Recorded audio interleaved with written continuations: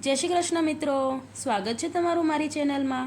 તો આજે આપણે બનાવીશું એકદમ જલ્દીથી બની જાય એવું ટેસ્ટી અને હેલ્ધી રશિયન સલાડ। તો ચાલો રેસીપી શરૂ કરીએ।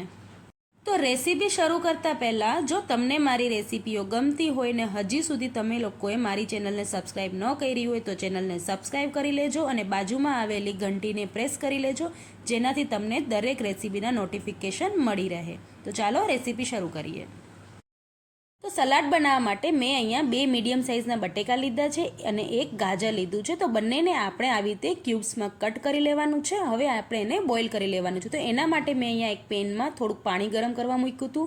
એમાં આપણે થોડુંક મીઠું એડ કરશું અને બટેકા અને ગાજરને એમાં એડ કરી લઈશું અને 2 થી 3 મિનિટ માટે આપણે એને બોઇલ કરી લેવાના છે। હવે અહીંયા મેં અડધા બાઉલ જેટલા સ્વીટ કોર્ન લીધા છે, એટલે કે મકાઈના દાણા, એને પણ આપણે એમાં ભેગા બોઇલ કરી લેવાના છે।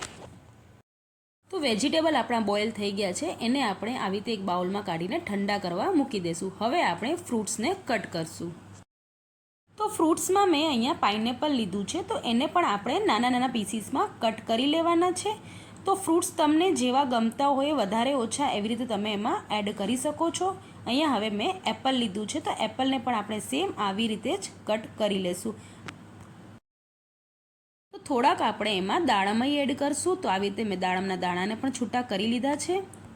તો હવે આપણે અહીંયા કેપ્સિકમને પણ કટ કરી લેશું। તો અહીંયા મેં રેડ અને ગ્રીન કલરના કેપ્સિકમ લીધા છે। જો તમને યલો કલરના કેપ્સિકમ પણ ગમતા હોય તો તમે એડ કરી શકો છો। મારી પાસે અત્યારે એ અવેલેબલ નહોતા એટલે મેં રેડ અને ગ્રીન એમાં એડ કર્યા છે। તો હવે આપણે એમાં કાકડી પણ એડ કરશું। તો અહીંયા મેં કાકડીને પણ આવી રીતે ક્યુબ્સમાં કટ કરી લીધા છે। તો દરેક વસ્તુને આપણે આવી રીતે ક્યુબ્સમાં કટ કરી લેવાની છે।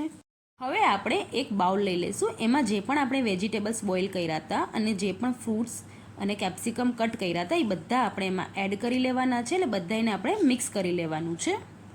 હવે આપણે એમાં 3 થી 4 મોટી ચમચી જેટલી મિયોનીઝ એડ કરશું। ઉપરથી આપણે એમાં 1 ચમચી જેટલી દળેલી ખાંડ, સ્વાદ અનુસાર મીઠું અને અડધી ચમચી જેટલું આપણે એમાં મરી પાવડર એડ કરશું ને બધી વસ્તુને વ્યવસ્થિત મિક્સ કરી લેવાનું છે। તો અહીંયા હું રશિયન સલાડ બનાવું છું એટલે મેં એમાં મિયોનીઝ એડ કરી છે, પણ જો તમને મિયોનીઝ ન ગમતી હોય તો આ જ બધા વેજીટેબલ્સ ને ફ્રૂટ્સમાં તમે મિયોનીઝની જગ્યાએ દહીં પણ એડ કરી શકો છો, પણ એકદમ મોરું દહીં તમે એડ કરો ને ખાંડની માત્રા તમારે થોડીક વધારી લેવાની। તો બહુ જ ટેસ્ટી અને હેલ્ધી તમારું આ વેજીટેબલ સલાડ બી રેડી થઈ જશે। પણ અત્યારે આપણે મિયોનીઝ એડ કર્યું છે કેમ કે આપણે રશિયન સલાડ બનાવીએ છીએ। તો આ સલાડ આપણું બનીને તૈયાર થઈ ગયું છે।